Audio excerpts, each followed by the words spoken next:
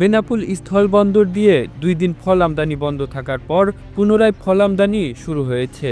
অতিরিক্ত শুল্ক আরোপের কারণে বেনাপোল সহ সারা দেশের শুল্ক স্টেশন দিয়ে ফল আমদানি বন্ধ ছিল।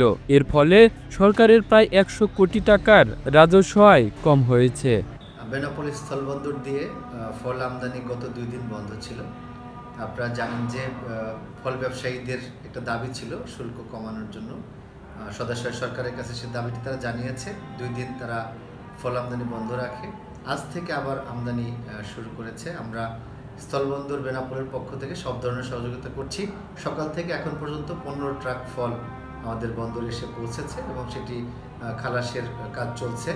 আমরা স্থলবন্দর কর্তৃপক্ষের পক্ষ থেকে আশ্বাস দিচ্ছি যে যখনই ব্যবসায়ীরা ফল আমদানি করতে চায় বা চাবে, আমরা দ্রুততম সময়ের মধ্যে এটি পচনশীল দ্রব্য বিবেচনায় সেটি সর্বোচ্চ গুরুত্ব দিয়ে আমরা খালাস করব। ভারতের পেট্টাপুল বন্দর দিয়ে বেনাপোল বন্দরে ফল আমদানি শুরু হয়েছে।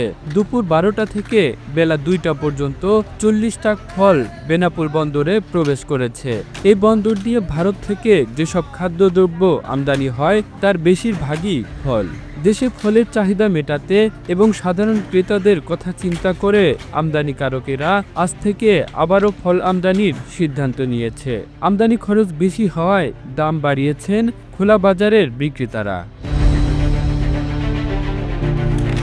গত 2 দিন ফল আমদানি বন্ধ থাকায় ইতিমধ্যে বাজারে কেজিতে ফলের দাম বেড়েছে 50 থেকে 70 টাকা পর্যন্ত।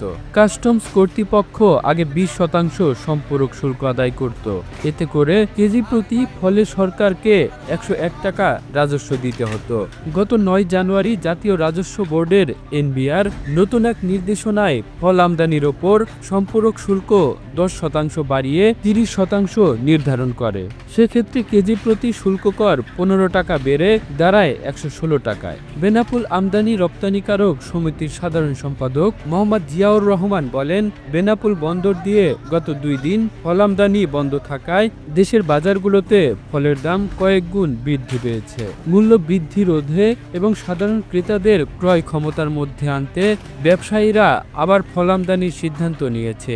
ফলে ফল আমদানিকারকের দাবি, বর্ধিত শুল্ক আগামী 14 ফেব্রুয়ারির মধ্যে প্রত্যাহার না করা হলে অনির্দিষ্টকালের জন্য দেশের সব শুল্ক স্টেশন দিয়ে ফল আমদানি বন্ধ রাখবে বলে তারা জানিয়েছে।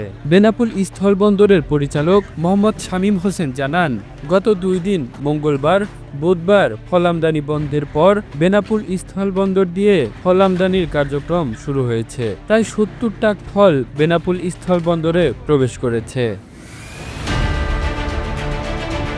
The news Bangladesh, national desk.